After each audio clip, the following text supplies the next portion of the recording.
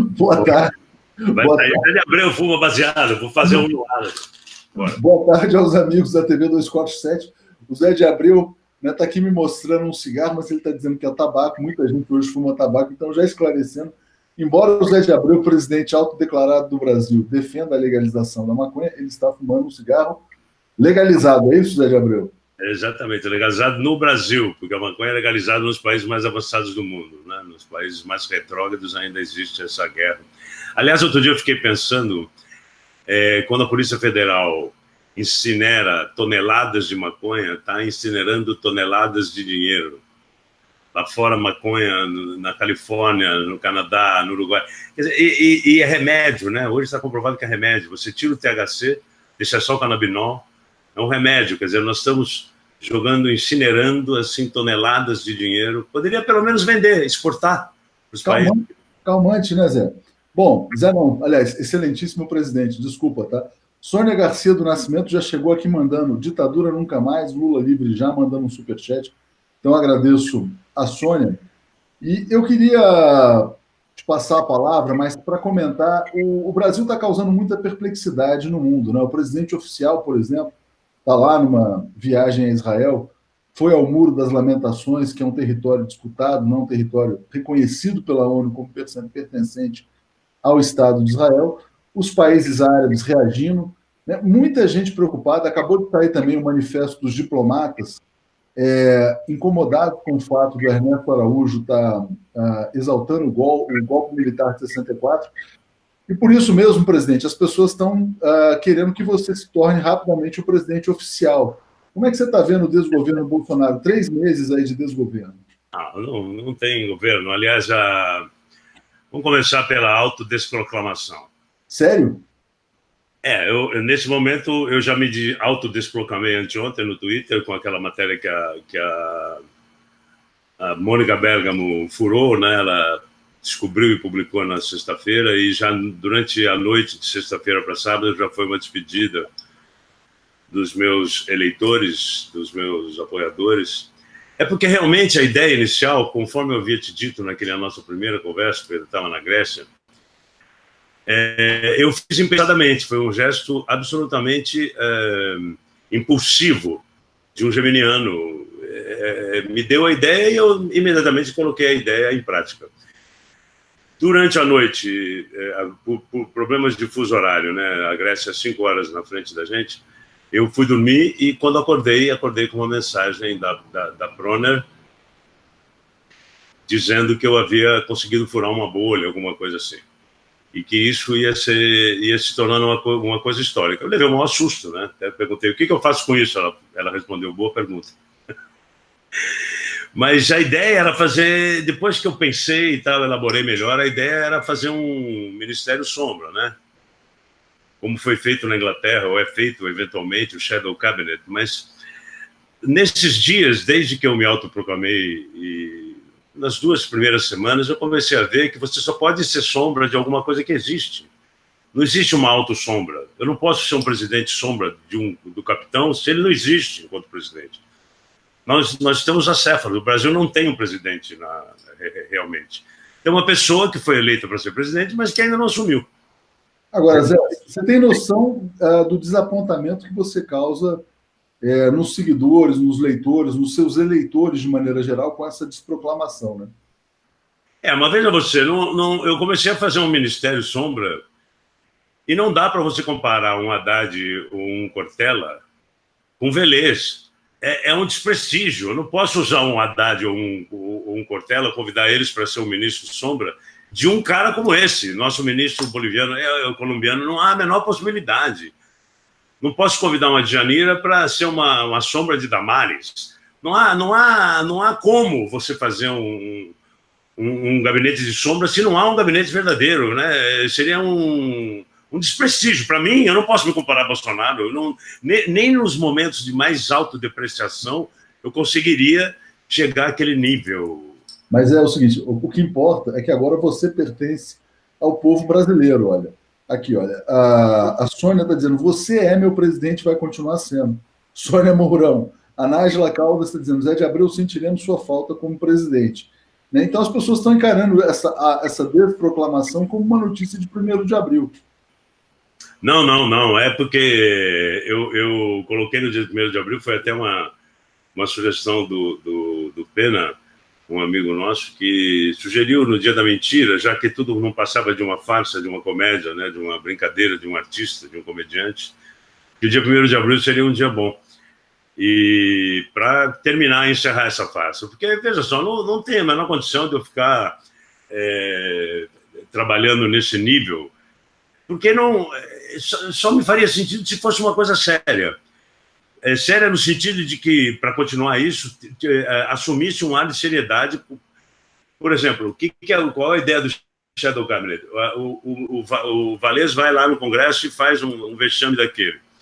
E aí o nosso ministro responderia as perguntas que ele não conseguiu responder. Mas ele não consegue responder o mínimo indispensável. Não há a menor condição de a gente fazer uma contraproposta para esse governo. Porque esse governo não tem proposta.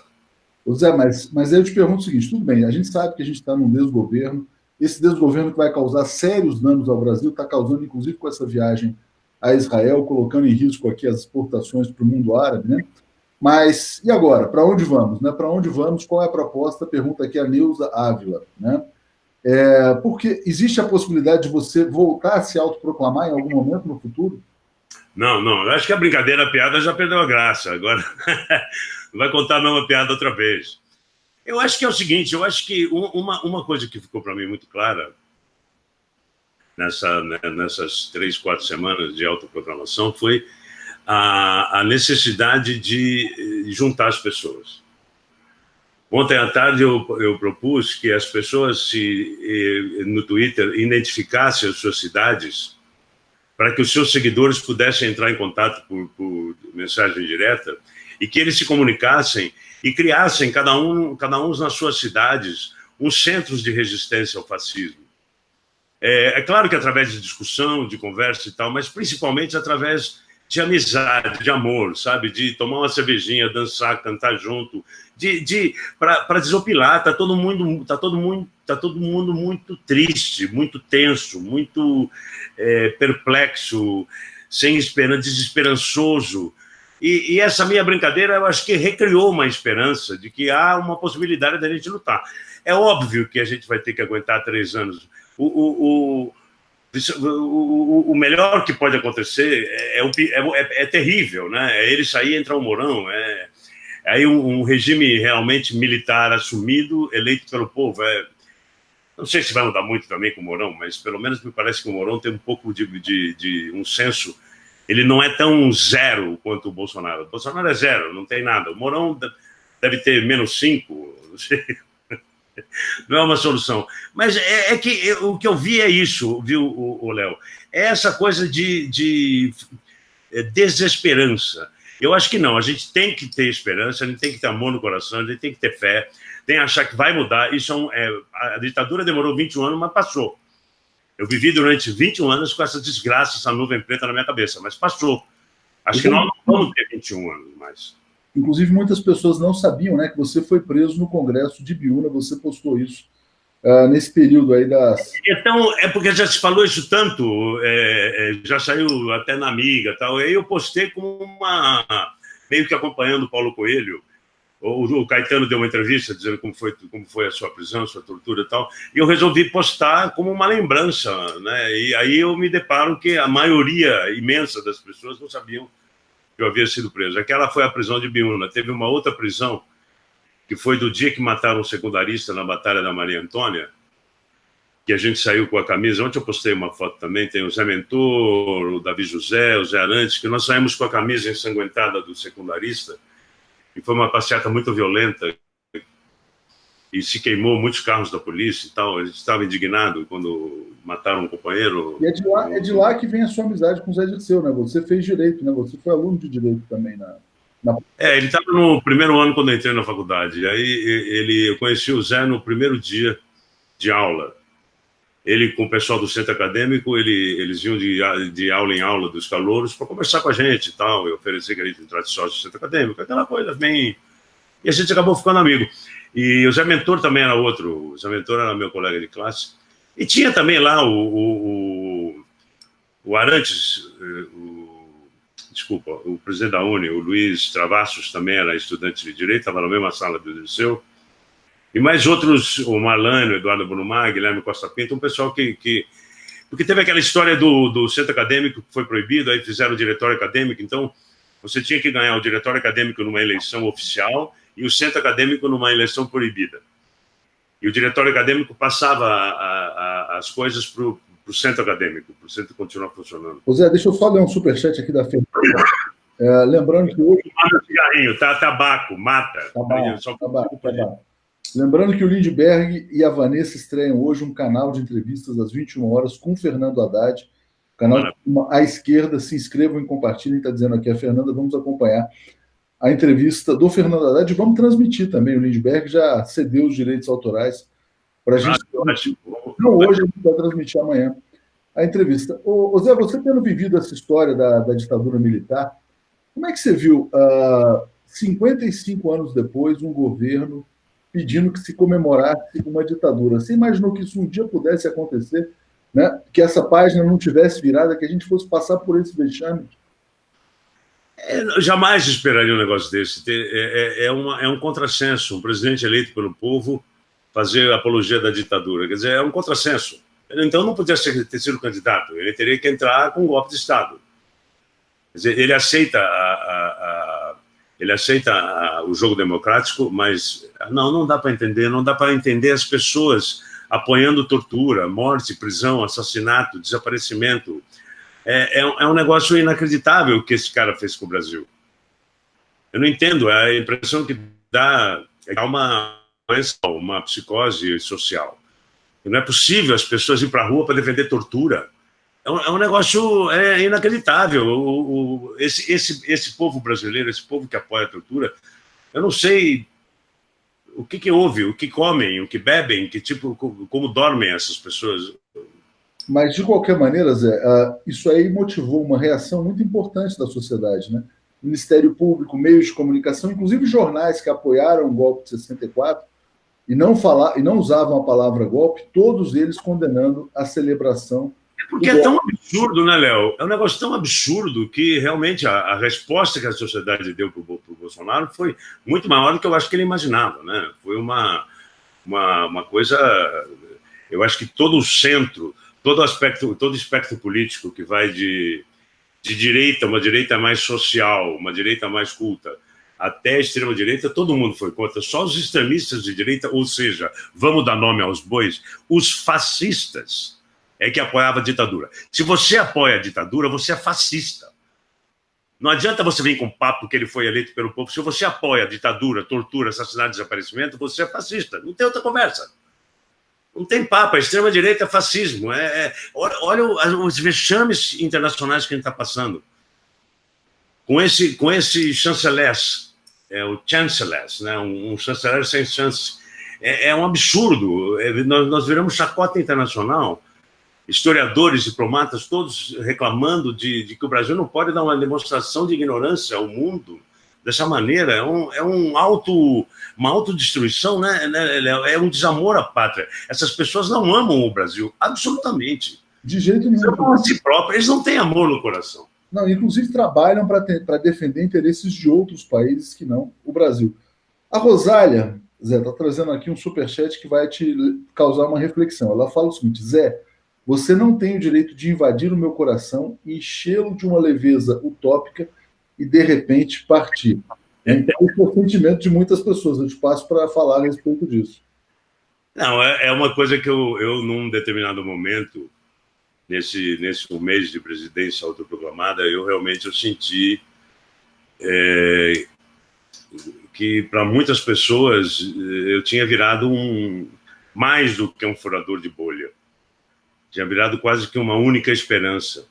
Mas a gente não pode esquecer que eu sou ator. Isso que eu fiz foi um ato de ator, foi uma manifestação artística de protesto. Muito como Mica Lins disse no primeiro dia, é brechtiano. É você jogar... É quase que botar uma lente de aumento na situação que a gente está vivendo, né? Magnificar essa situação desastrosa que a gente está vivendo. Agora, Gente, eu não tenho... outro dia eu postei, eu fiquei muito mexido, chorei, fiquei muito emocionado aqui sozinho em casa, eu moro sozinho, e fiquei muito emocionado quando eu percebo, assim, essa coisa, o amor que as pessoas têm no coração e que estavam sem um destino, e esse amor me destinaram. Vocês podem ter certeza que nesse um mês, de tanto amor que eu recebi e que eu distribuí a partir do que eu recebi de vocês, eu melhorei muito como ser humano também. Ô Zé, mas você... Me colocaram uma responsabilidade que talvez eu nunca tivesse imaginado que eu teria. Vocês me deram coisas que eu não tinha em mim, ou eu tinha, mas estava lá escondido. O amor de vocês me fez achar. Zé, é muito legal isso que você está falando, mas você não faz política... você não começou a fazer política quando se autodeclarou presidente. Você foi preso em Ibiúna, né? Você apoiou... Em 1967. Pois é, então. E aí as pessoas perguntam o seguinte: Zé, por que não tentar a política tradicional? O Walter Rodney, por exemplo, está dizendo que você deveria ser candidato a prefeito do Rio em 2020. Por que você não pode ser candidato a alguma coisa em algum momento? Não, eu uma vez o querido Lindbergh, que hoje vai estrear o programa dele, uma vez o Lindbergh me perguntou se eu não queria ser candidato a deputado federal. E eu conversei com o Lula, conversei com o Ted Disseu, conversei com mais gente, amigos e tal, e todo mundo me tirou isso da cabeça. Quer dizer, não seria uma boa. Eu acho que a minha posição como ator é mais importante para a política brasileira, para o lado progressista. Eu acho mais importante eu continuar com a minha profissão, continuar na Globo, trabalhando e tal, e dando meus pitacos na política. Eu nunca fiz política partidária, né? Eu nunca compareci a reuniões do PT, nada disso. Eu tenho um apoio... Aliás, o meu apoio, assim, a minha participação política mais efetiva começou quando começou o Mensalão, que ali eu senti que haveria uma tentativa de golpe de Estado, né? O Mensalão foi o primeiro passo para chegar a Lava Jato, para tirar Dilma e tirar o Lula do... Eu não acreditava muito nessa teoria que a coisa ia chegar até onde chegou hoje. Não imaginava. Eu achava que era meio teoria da conspiração, mas o Stanley Burburinho, essa pessoa que ninguém sabe quem é, ele tem essa teoria. Ele falava desde lá da frente, desde as manifestações de 2013, que isso já era um processo de golpe, né? Não imaginávamos que a Dilma seria empichada, foi. Não imaginávamos que o Lula fosse ser preso e ser tirado da eleição com a eleição garantida no primeiro turno. A gente não esperava que as coisas fossem degringolar tanto assim, né? Mas degringolaram. Agora, realmente, prefeito do Rio, governador do Rio, isso jamais na minha vida, não me interessa por política local nem estadual. Quando eu mudei para o Rio em 80, eu tentei começar a mexer em política, e a política do Rio de Janeiro sempre foi uma política muito... Naquela época era bicheiro, misturado com o pessoal de joguinhos eletrônicos, com carnaval, era tudo uma coisa meio nebulosa, meio por baixo do pano. Você viu o que aconteceu no ano passado, né? Prenderam todo o Tribunal de Contas, prende a Assembleia inteira, é uma loucura. É muito complicado. E continua assim, viu? Bicheiro, escola de samba, essas coisas se misturam. O Fabiano Teixeira Mello está trazendo aqui uma pergunta para vocês, dizendo o seguinte: o apoio que o Bolsonaro está dando a Israel pode nos colocar na rota do terrorismo? É até interessante porque antes de entrar a gente falava sobre essa viagem a Israel, né, manifestação já dos países árabes, do Hamas. Como é que você está vendo essa quebra da tradição diplomática brasileira por parte do Bolsonaro? Bom, a diplomacia brasileira, principalmente depois do Amorim, os dois governos Lula, a gente sempre teve um respeito internacional, né? A gente teve épocas, teve quem foi? Mangabeira, que beijou a mão do secretário de Estado. Otávio Mangabeira. Mangabeira, né? Teve aquela coisa, ele beijou a mão de um secretário de Estado americano, teve um outro ministro da Economia, ministro da Fazenda, da ditadura, que disse o que é bom para os Estados Unidos é bom para o Brasil. Teve essas duas coisas assim, bem de baixaria, mas agora veio o Bolsonaro. A história de Israel, eu acho que ter relações com Israel, perfeito, tem que ter mesmo. Lula visitou Israel, tudo. Mas o que não pode, me parece, é ultrapassar as barreiras da ONU. Essa visita ao Muro das Lamentações, contrariando não sei se é uma determinação da ONU, ou pelo menos há um acordo internacional para que não se faça isso, né? A ideia dele, espatafúrdia, de levar a embaixada para Jerusalém, já recuou, como em tudo ele recua, né? É impressionante como esse cara fala, joga palavras ao léu e recua, mas vai abrir um escritório. Aí o Netanyahu, pelo que eu li hoje, o Netanyahu já ficou pé da vida com ele, porque já tinha anunciado a mudança da embaixada. E aí ele vai lá e recua. Aí diz que o homem lá não ficou muito feliz, não, porque ele queria dar uma sacolejada na eleição. Por outro lado, o Hamas agora já publica um artigo pedindo retratação pública do presidente do Brasil. Bicho, é difícil dizer, mas de repente esse cara vai acabar trazendo terrorismo para cá. Não dá para prever o que está se fazendo. Tem a história dos frangos. Teve uma época de uma febre, não sei como... lembra disso, que teve um problema com as... Lembro. Mas só fazer um parêntese aqui, Zé, você que vai muito à França, a França não era alvo de atentados terroristas até o Sarkozy se meter na questão da Síria, da Líbia, né? Eles foram entrar nesse combate, né, ao terror, e na verdade você tem ali vários interesses geopolíticos, petróleo, etc. e tal. A França teve o Bataclan, teve o Charlie Hebdo, teve vários atentados de um país que você não imaginava, né, que tivesse na rota. Então não é impensável que o Brasil entre nesse conflito. Eu acho que é difícil você dizer, porque a gente não sabe muito bem. O terrorismo é uma coisa que não tem lógica, né? Eles funcionam... Eu estava lá no dia do Charlie Hebdo, foi a 200, 300 metros da minha casa, foi um caos, mas ali tem um aspecto que é a banlieue, né? Toda a volta ali de Paris são parisienses, são franceses já de segunda, terceira geração que vivem num anel de pobreza ali à volta de Paris, né? Sem boas escolas, sem boas moradias, sem bons hospitais. E foram esses jovens realmente que fizeram os atos lá em Paris. Mas eu espero que não, eu espero que ele se retrate com o Hamas, espero que não provoque terrorismo, pelo amor de Deus, só faltava essa. A gente já tem o nosso terrorismo interno, né? Que são as milícias, o tráfico de droga, até a polícia, alguns policiais de alguns estados, que já é um terrorismo interno que nós temos aqui, né? Muito não bom. tem esse nome, mas funciona como?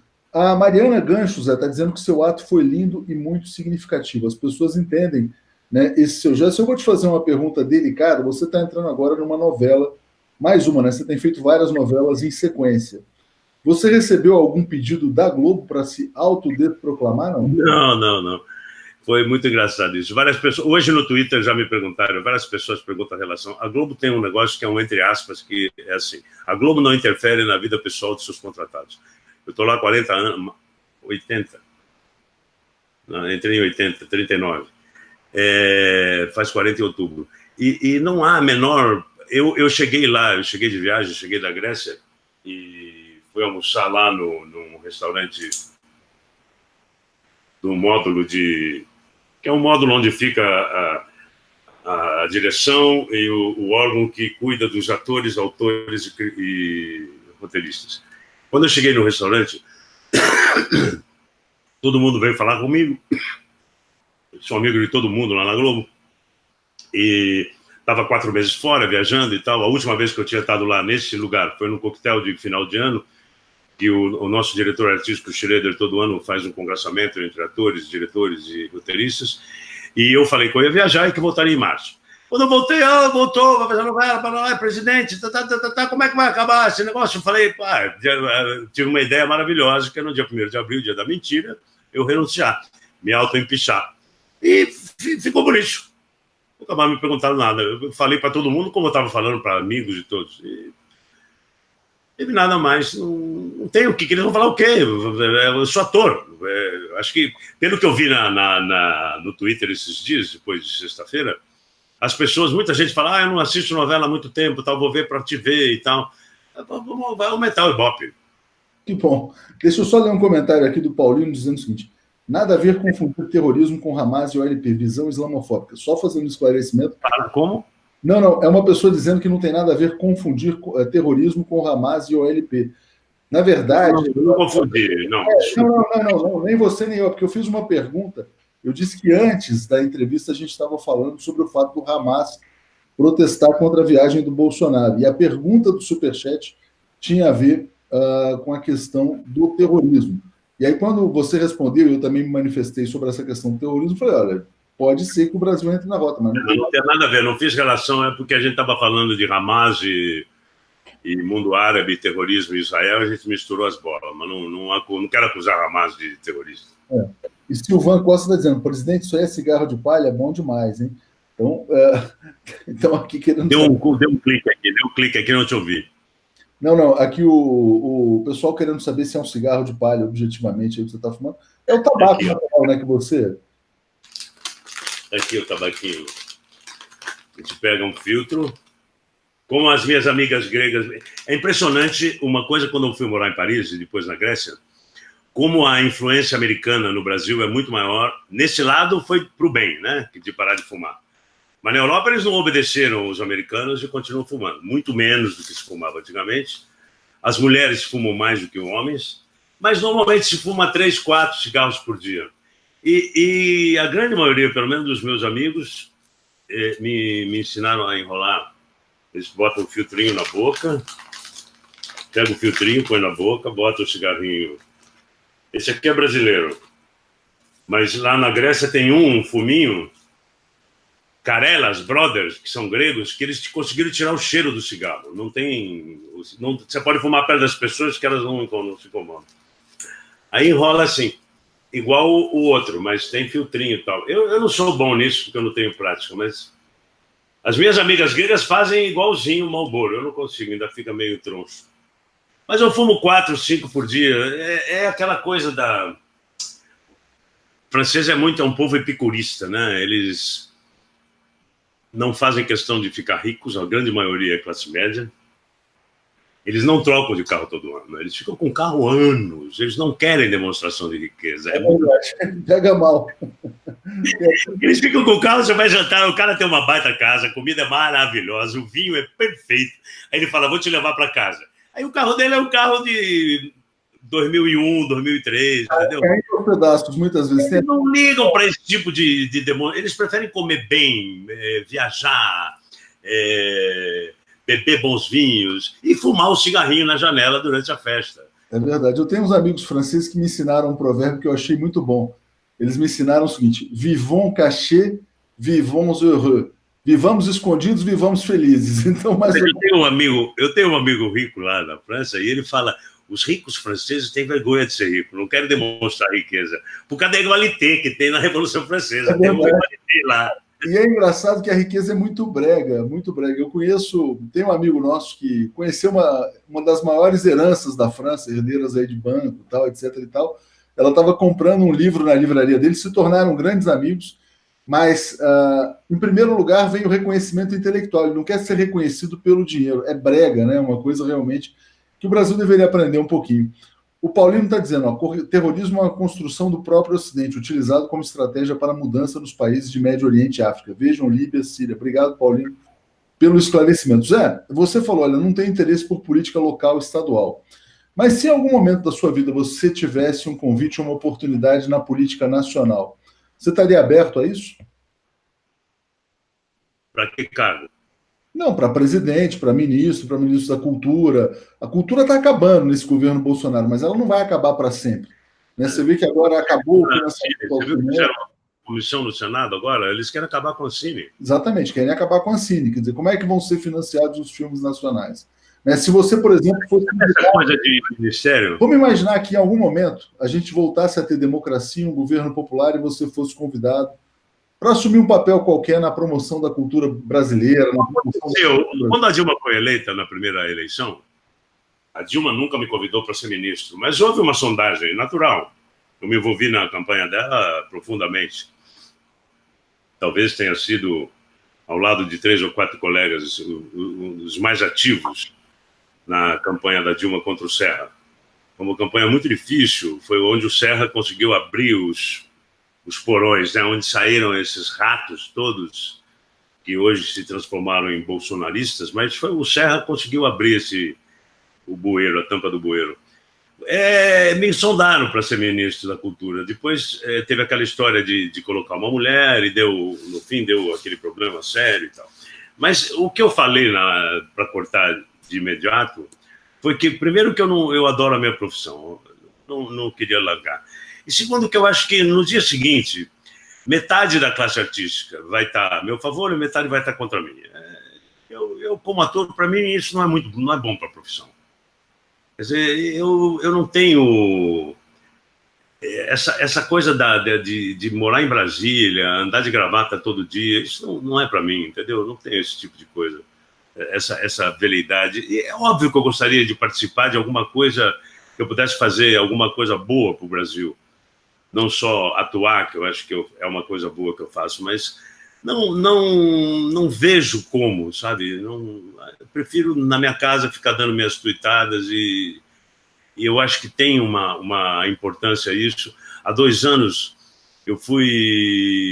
uma empresa constatou que eu era a oitava pessoa mais influente politicamente da internet brasileira. E acima de mim só tinha vocês, o Globo, o Estadão, a Folha, a Rede Globo. Acima, os 7 primeiros eram empresas. Eram veículos de comunicação, né? Hã? Eram veículos de comunicação. Veículos de comunicação, todas as empresas, e aí eu vinha como o primeiro independente. E entre os independentes eu sou o primeiro. Eu fui o primeiro. Quer dizer, isso não é porque... É porque eu sou seguido pela maioria dos jornalistas brasileiros, eu sigo a maioria dos jornalistas, as coisas que eu falo repercutem porque vão para a imprensa normal ou vão para blogs, então aumenta muito a... Eu nunca fiz uma análise. Um amigo meu que fez uma análise agora nos últimos... do dia que eu me autoproclamei até uns 15 dias depois, da força que tem os tweets, alguns tweets que eu posto, né? E realmente eu acho que aqui tá bom, esse lugar onde eu tô tá bem para mim. Agora, obviamente, muitos políticos dizem, presidência da República é destino, não é política. Tancredo tentou a vida inteira e morreu foi para o hospital no dia da posse. Se o cavalo passar encilhado, eu tô de bota, espora, bombacha e relho. Eu monto no cavalo e vamos embora. Olha aqui, muito bom isso que você falou, Zé. E aí tem um ponto importante, que é o seguinte, então, ó, o Zé está se autodesproclamando, mas ele pode voltar se o cavalo passar encilhado. O Isaías falou aqui, olha, eu votaria no Zé de Abreu para presidente. E eu queria trazer para o pessoal o resultado da eleição da Ucrânia. Ah, mas a Ucrânia é tão longe, tão distante. O que aconteceu na Ucrânia? Na Ucrânia aconteceu, anos atrás, a tal Revolução Laranja. Os Estados Unidos, para sacanear a Rússia, né, derrubaram lá o governo, né, e colocaram um Poroshenko, que era o Temer deles lá no poder, uma espécie de Temer Bolsonaro. O governo do Poroshenko foi uma tragédia absoluta, um desastre, né, um desastre absurdo. E houve eleição agora, nesse fim de semana.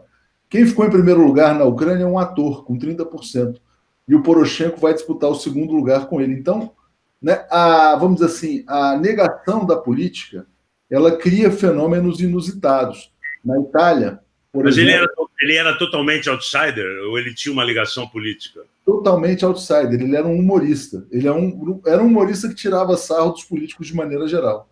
Né? E aí, como todos os políticos foram avacalhados pela Lava Jato ucraniana, vamos dizer assim, que abriu espaço para o Poroshenko, né, que era um empresário de chocolates, o humorista apareceu em primeiro lugar. Na Itália, um humorista se tornou uma força política, que é o Beppe Grillo. Você não é um humorista propriamente, você é um ator dramático, né? Mas, enfim, você ocupa um espaço. Quando você falou do lugar, né, do seu lugar no Twitter, você conquistou, Zé, o que as pessoas hoje chamam de lugar de fala, né? Um lugar de fala presidencial. E as pessoas começaram a imaginar, porra, o Brasil pode ser melhor do que isso aí. O Brasil pode ter o Haddad como ministro, pode ter o Freixo como ministro, pode ter a Djamila, né? Então, realmente, tem aí pelo menos uma possibilidade de Brasil diferente desse aí, desenhada, né? Obviamente, eu prefiro votar no Lula daqui a 3 anos, eu prefiro votar no Haddad daqui a 3 anos.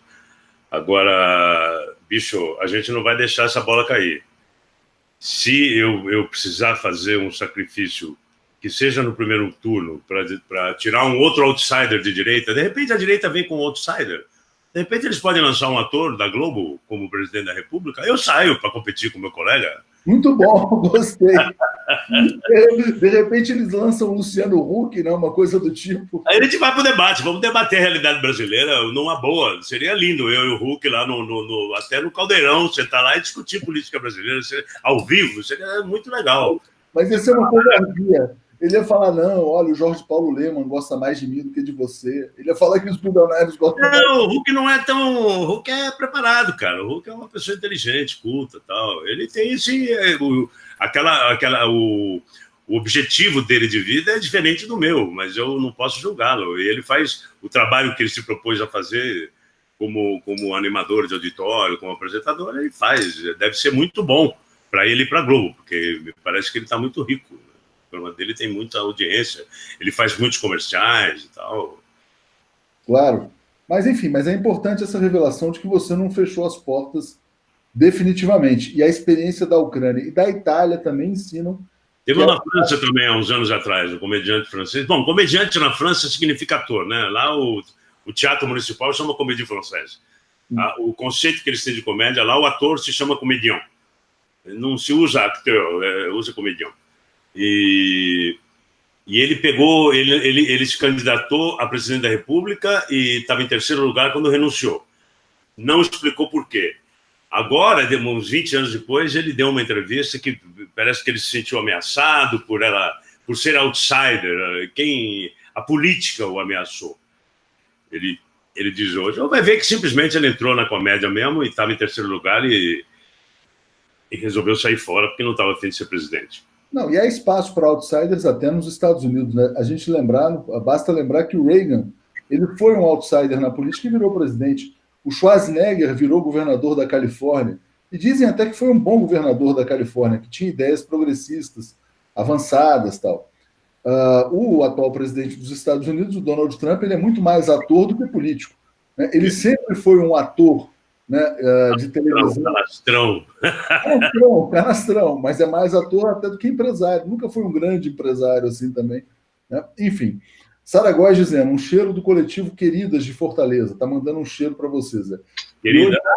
Esse o Queridas é um núcleo desse que eu pensei em recomendar, que eu recomendei as pessoas fazerem. Um núcleo de encontros, só que são só de mulheres, né? Eu pensei em misturar tal. E eles se reúnem para discutir, para tomar uma cervejinha, para conversar sobre a realidade nacional.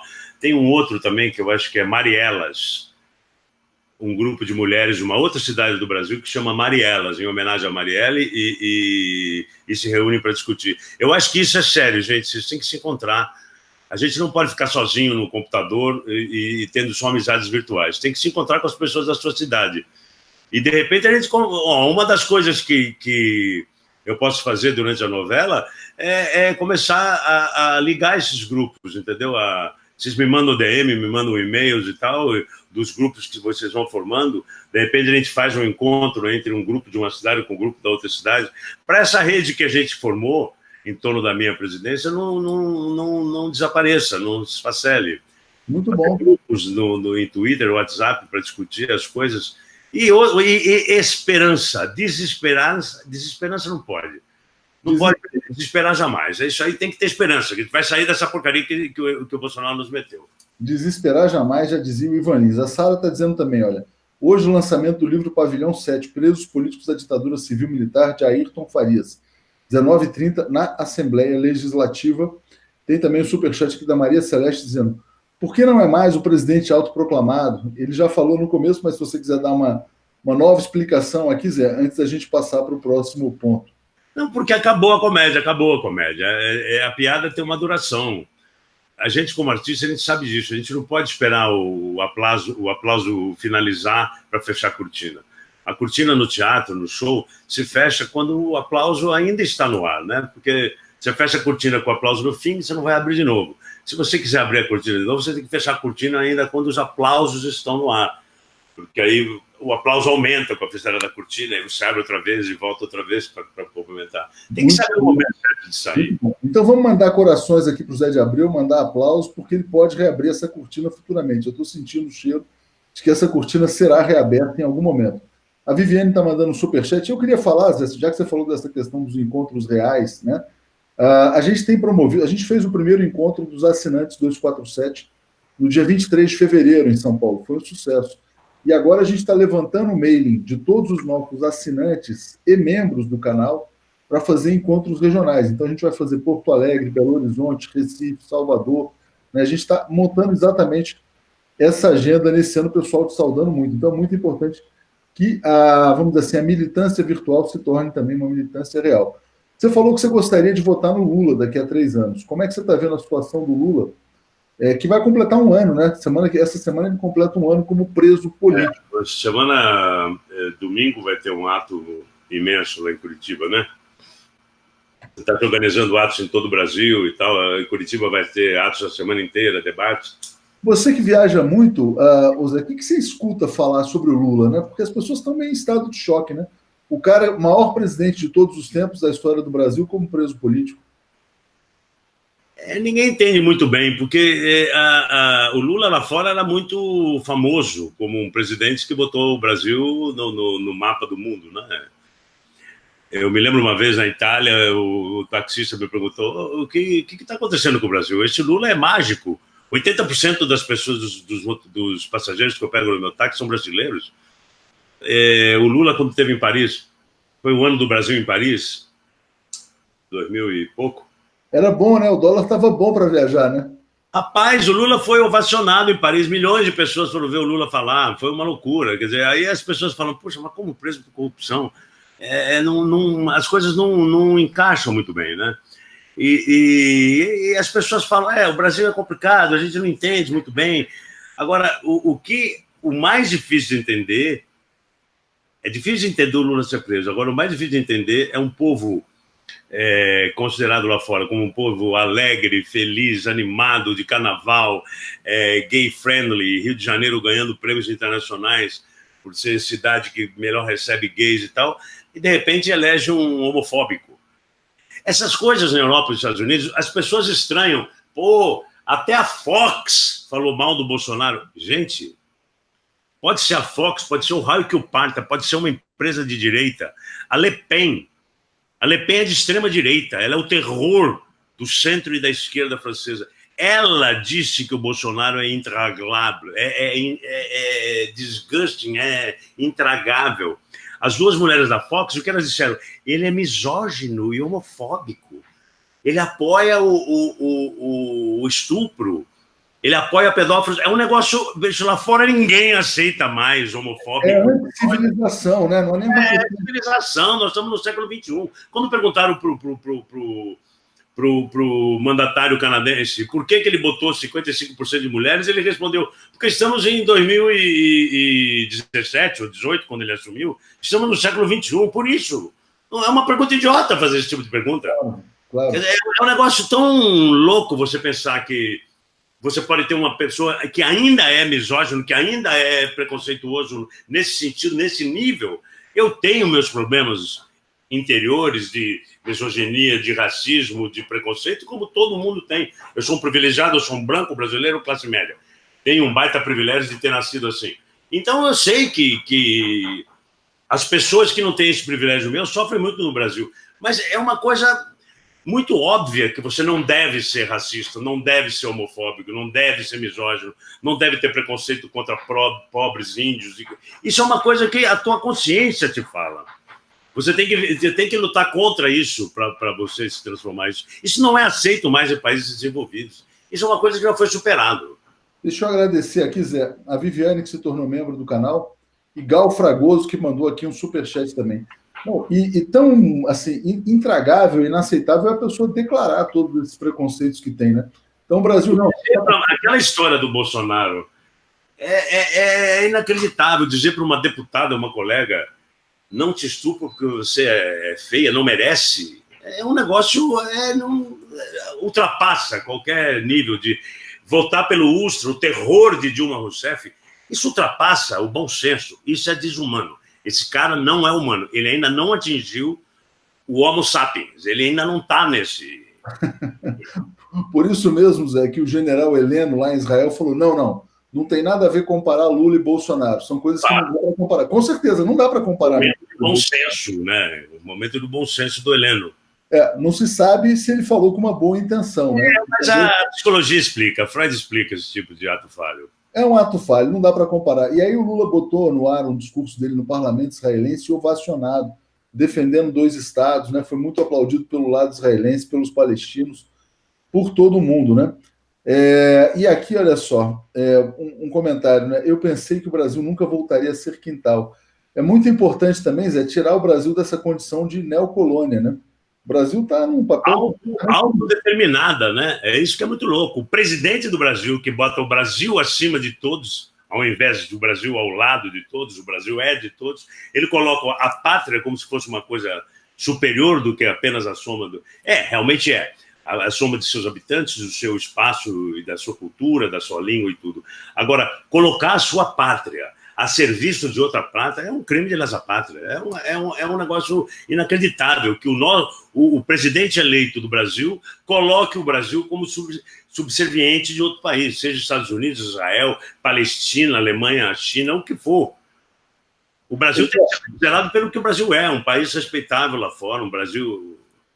Fala, meu querido. Não, com certeza. Não, eu estou vendo aqui muitos comentários. O PIB mais baixo dos últimos 3 anos.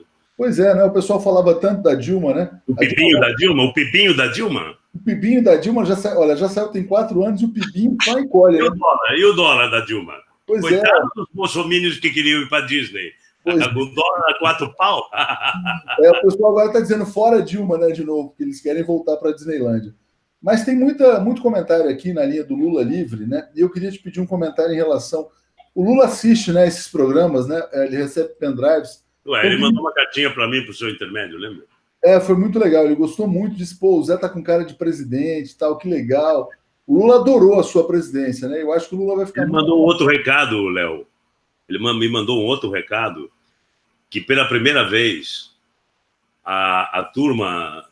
a extrema-direita foi colocada no canto do ringue, num campo que eles achavam que era deles, que é o do Twitter. Exatamente. Que o Bolsonaro se achava, a família Bolsonaro, porque eu acho que ele não sabe nem teclar. Aquilo é um do 01, 02, 03, que pelo menos teclar ele sabe. Porque o Bolsonaro não tem competência nem para teclar aquelas besteiras, ele não consegue teclar. Eu acho que ele não consegue falar laudo psicológico. Você lembra aquele vídeo do pastor que tentavam gravar As Árvores Somos Nós? Que ele falava As Árvores Somos Nós? Um videozinho que ficou anos na internet, que a gente ria muito. O Bolsonaro falando laudo psicológico é a mesma coisa. Não, porque esse laudo ele não consegue falar laudo psicológico, porra. Não, tem um problema agora que está sendo relatado na revista Época que os marqueteiros não conseguem fazer. Ele leu o teleprompter. A gente estava falando do... Não, a gente estava falando do Lula, e aí dos recados dele. Não, fala para o Zé que eu estou adorando que pela primeira vez a gente colocou a família no canto do ringue, no ringue deles, que seria o Twitter. Exatamente.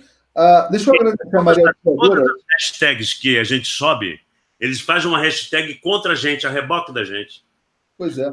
Aliás, você é o maior levantador de hashtags do Twitter também. Isso é uma coisa impressionante. Você fala, bora levantar uma hashtag... E ela meia hora nós estamos em terceiro, 2 horas ele está em primeiro e vai para o mundo. É impressionante. Agora, muito engraçado ontem, com a história do... Não, anteontem, que foi o Bolsonaro vai tomar no cu, e eles levantaram a tag Boa Viagem, Presidente. Ficou junto. Então tinha Bolsonaro vai tomar e Boa Viagem, Presidente.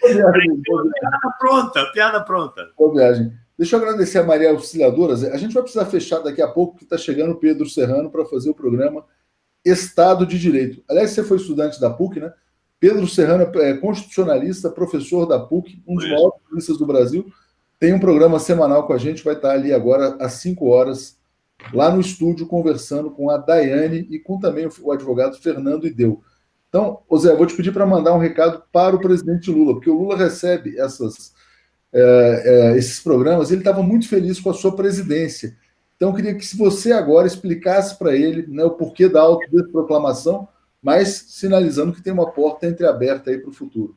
Lula, 2 vezes, as últimas 2 vezes que a gente se encontrou, foi lá no Instituto Lula e depois na casa de um amigo comum aqui no Rio de Janeiro.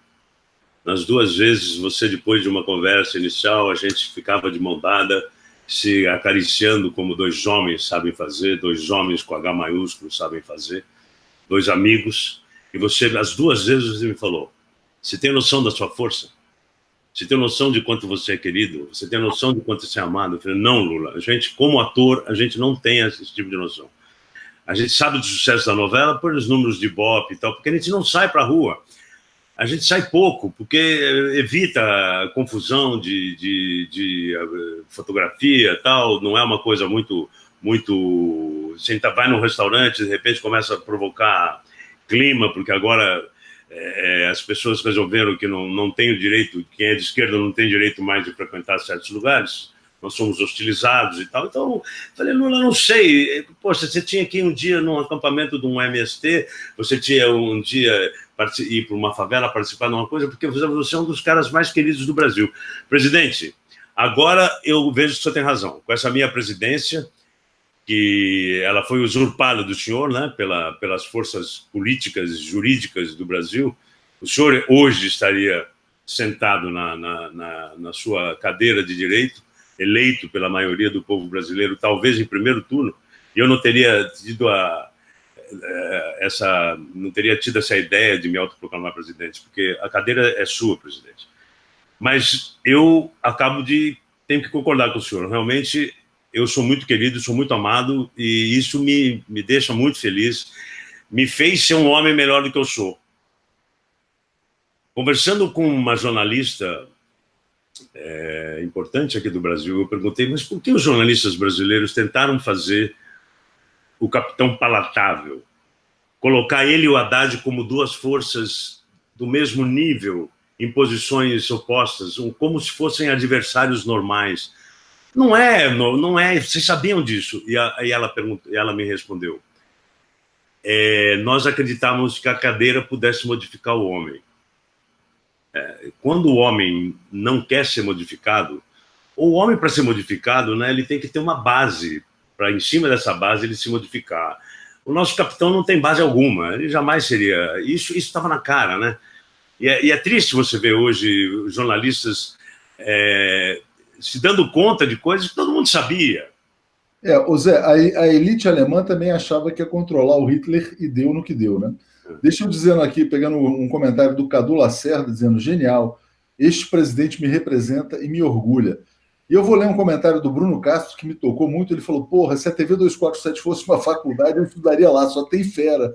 Só tem fera. Sai o Zé Abreu, entra o Pedro Serrano. Sai o Pedro Serrano, entra outra fera. É fera atrás de fera. Então, realmente... Léo, eu acompanhei vocês desde o começo, você sabe disso. A gente começou junto no Twitter, a gente se encontrou uma vez ou outra em São Paulo, e eu vi essa como você se organizou. Quando é que foi isso? Foi na eleição da Dilma, entre as duas? Deve ter sido, talvez, pouco antes da eleição de 2014, da segunda eleição. Eu lembro direitinho quando começou. Porque eram poucos blogs, né? Depois houve uma proliferação de blogs de esquerda, a gente começou a fazer encontro de blogueiro, teve em São Paulo, teve aqui no Rio. Eu fui um em Recife, foi outro em Fortaleza. Mas aí eu acho que o 247 pegou conseguiu juntar muita gente boa e virou um portal, né? É que nós somos agregadores, a gente gosta de receber muita gente aqui, então a gente não tem muita... Você teve uma ideia genial. A gente não tem muita egotrip, não. Todo mundo ainda tinha muita discussão, né? Porque a gente é sempre muito desconfiado, né? Mas aqui cabe todo mundo. Você deve saber disso. O 247 é coração de mãe, então é uma coisa nesse sentido. Ô Zé, eu queria te agradecer demais. Vai estar aqui o Pedro Serrano daqui a pouquinho, então peço para o pessoal continuar. Foi muito legal essa sua experiência como presidente. Você pode saber que as pessoas... A gente sentiu muito a repercussão e, evidentemente, né, a sua repercussão, mesmo fora do cargo de presidente da República, vai ser muito forte no Twitter, como Zé de Abreu mesmo, né? Exatamente. E essa novela aí, você vai fazer o quê? Você vai ser... Eu vou fazer um papel bom. Eu sou pai de uma das duas protagonistas. Uma delas é a dona do pedaço, que é a Juliana Paz. A outra é a Vivi, que é a Paula Oliveira que faz. Você vai ser pai da Juliana Paz e da Paula? Não. Você é pai da Juliana, não, da Paula Oliveira. Ah, entendi. E é uma das duas protagonistas. E ela trabalha com internet, vai ser gostoso, vai ser interessante. Fala para fazer propaganda da TV 247. E uma coisa que eu estou muito feliz assim, que eu gosto muito da Natália do Vale, a gente se conhece há milênios, ela foi mulher de um grande amigo meu, do Paulo Biratã. A gente já trabalhou em novelas, mas nunca contracenou. E vai ser a primeira vez. Não, nunca. Ela vai ser minha mulher. Um casal, é isso? Ela vai ser minha esposa. Pô, que sorte a sua, hein, Zé? Tô bem. Então, e minha sogra é a Rosa Maria Murtinho, que é uma figura maravilhosa, a gente ri muito com a Rosinha. Não. A Rosinha tem posições políticas bem diferentes da minha, mas a gente se respeita. As pessoas às vezes perguntam, como é que é? Gente, eu trabalhei numa minissérie que eu fiz, Os Dias Eram Assim. Fala para a Natália do Vale que ela já foi minha musa quando era uma criança, tá? Me lembro assim, uma novela, acho que era no Ceará, tal. Nossa. Eu trabalhei com Vereza numa novela, a gente se respeita muito, não tem nada a ver. E foi logo depois que a Folha de São Paulo fez uma briga pública entre nós e tal.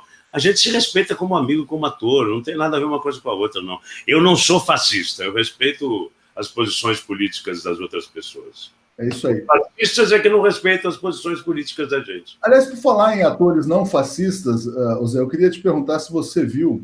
Deixa eu só dar um alô para a Cláudia Souza aqui. Boa tarde, meninos. Muito bom assistir vocês hoje. Beijo nos dois. Lula livre, Lula livre. Obviamente. Você viu aquela série, como é que chama? Coisa Mais Linda, da Netflix, lá das... Eu vi metade do primeiro capítulo. Tô vendo. Eu gosto muito da Maria Casadeval. A Maria Casadeval, que é progressista também, está fazendo um papel interessantíssimo, né? Ela tem uma faísca diferente como atriz. Eu falei com ela fez também Os Dias Eram Assim. Eu falei, eu gosto de você porque você tem uma faísca diferente. Ela falou, mas isso é ruim? Eu falei, não, isso é bom. Eu acho que você bota vírgula fora de lugar. Só atores muito bons conseguem fazer isso. Se eu for fazer isso, vira canastrão. Ela tem uma vibração diferente, ela é uma atriz muito especial. As quatro estão muito bem. A Andréa Xavier está dizendo, assisti a primeira temporada numa sentada, realmente foi muito interessante, porque é uma maneira muito original de tocar na questão do feminismo ali, né? Você não espera, né? Porque você vê lá, você pensa assim, é um produto sobre bossa nova. E a ideia é boa, né? Eu achava que era um produto sobre bossa nova, tipo exportação, mas ela vai na raiz de questões que são muito presentes, foi muito legal. Mas outra coisa que eu quero falar, viu, Léo? Que eu aprendi aqui muito errando, provavelmente um erro clássico que eu cometi, essa coisa do lugar da fala, sabe? Tem um Saia Justa com a Djanira, que é maravilhoso. Me recomendaram ver outro dia, eu assisti, é maravilhoso, para a gente entender essa coisa do protagonismo, do lugar da fala, do preconceito arraigado na gente, do privilégio que tem, como a gente consegue entender o outro que não tem o privilégio, que não tem o privilégio que a gente tem. É difícil para a gente, branco, hétero, classe média, entender exatamente. Agora, nos últimos 2 anos que eu comecei a ter uma noção do que é ser mulher no mundo atual, o sofrimento que deve ser. Ontem, no Twitter, um amigo falou, sempre achei uma amiga minha que fica quando pega Uber, fica controlando a amiga e tal, eu sempre achei um grilo. Aí ele fala assim, poxa, ontem o cara do Uber estuprou a minha cunhada. Quer dizer, a mulher entra no Uber com essa preocupação. Uma amiga minha veio de Niterói me visitar anteontem, veio de metrô e pegou o metrô só para mulheres. E teve essa sensação, que coisa horrorosa, você tem que ter um carro só para mulheres, aqui no Rio tem, para que você não seja bulinada no metrô. Então, você assim, o que é ser mulher, o que é ser negro, o que é ser índio, só se você conseguir se reconhecer privilegiado. Exatamente. Zé, muito bom. Deixa eu só ler o comentário da Beth Oliveira dizendo, Zé, te adoro, mas não vou assistir. E aí é uma questão com a emissora, a gente respeita também o fato do boicote, mas enfim. Pela primeira vez, eu e a Globo estamos do mesmo lado, e nenhum dos dois mudou. Pois é, Léo.